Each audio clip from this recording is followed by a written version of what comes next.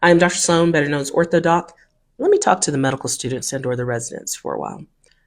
Communication is everything. And I'm not just talking about how you talk to one another or to patients. I'm talking about learning the language. Sometimes the lexicon in medicine, specifically in certain genres or subspecialties, is totally different than any other place that you'll hear.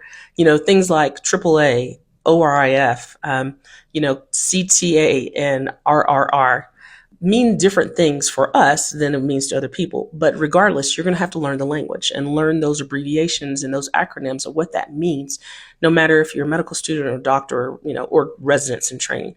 But you got to learn the language. So do not be afraid to ask questions. Look it up yourself, but you'll become more and more familiar with it.